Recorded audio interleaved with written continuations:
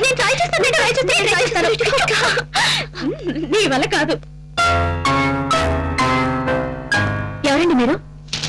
ఫాదర్ని. ఏ చర్చికి? చర్చికి కాదు, నా కొడుక్కి. మీ కొడుకు ఎవరండి? రాజేష్. ఓ మీరే అంకుల్. మీలో దివ్య? నేనే అంకుల్.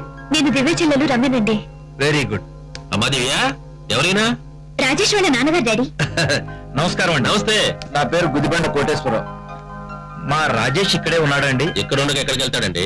ఒకవేళ వెళ్తానన్నా నేను పోనిస్తేగా. పోన్లండి, వాడు నా మీద అలిగొచ్చేసాడు. కలిగొచ్చేసాడా? ఎందుకు? పెళ్లికి కారు షెడ్ కట్టించలేదని వాడికి నా మీద కోపం వచ్చింది. కార్ షెడ్డే కదా, కట్టించకపోయారా? కారు ఉంటే కదా మా షెడ్ కట్టించడానికి. షెడ్ కట్టిస్తే కారు కొనమంటాడేమోనని నేనే వద్దన్నా. ఏమిటండి మరేను? అబ్బాయి అడిగితే ఆ మాత్రం కట్టించలేరా? కట్టించడానికి డబ్బేది? ఆ. మేము ఉండేదే కారు షెడ్ లో. Very good. పేదరికాన్ని గురించి ఎంత సున్నితంగా, ఎంత హాస్యంగా చెప్పారండి. మీ పోలికలే మీ అబ్బాయికి వచ్చాయి. అవునండి. రాజేష్, మీ నాన్నగారు వచ్చారు. ఏమిటయ్యా ఇంట్లో అలిగొచ్చావట? పాప చూడు ఈయన ఎలా ఫీల్ అవుతున్నాడు. ఛీ, వీడే నా కొడుకు. వీడే మా నాన్న. వీడు నా కొడుకే కాదు, వీడు నా తండ్రే కాదు. వద్దన్నయ్య, ఎంత కోపం ఉన్నా తండ్రిని తండ్రి కాదనటం చాలా తప్పు. ఛీ, నోరు మీరా. రేయ్, నిజం చెప్పరా, నువ్వు నా కొడుకువేనా? కాదు. విన్నారా? నువ్వే కాదని తర్వాత నీ కొడుకు ఎలా అవుతాను? సార్, వీడు నా కొడుకు కాదు, నేను వీడికి తండ్రిని కాదు. అదే నేను చెప్పేది. వీడు నా తండ్రి కాదు. పోరా బేవర్, పోరా బద్మాష్.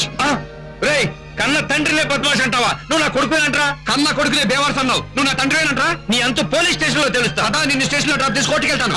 కోర్టులోనే తెలుసుకుందా. తెలుసుకుందాం పదరా. రాజేష్, ఏంటిదంతా? లేకపోతే ఏంటి దివ్య? తండ్రికి ఆయనకి అంత కోపం ఉంటే కొడుకు నాకెంత ఉండాలి? అదేమిటలుడు, ఆయన నిన్న అసలు తన కొడుకే కాదంటాడు. ఎందుక? ఆయన చెల్లెలు కూతురు చేసుకోకుండా మీ అమ్మాయిని చేసుకుంటానే ఒళ్ళు మంట.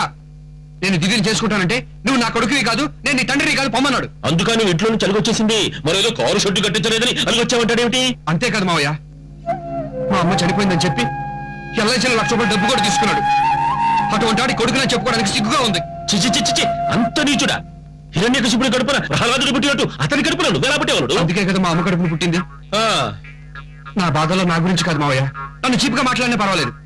మిమ్మల్ని ఎక్కడ పోలీస్ స్టేషన్ పంపిస్తాడని భయంగా ఉంది. నీకు ఆ భయం అక్కర్లేదు. ఇక్కడ ఫోన్ కొట్టానంటే అక్కడ పోలీస్ స్టేషన్ లో ఫైరింగ్ ఆర్డర్ చేస్తారు.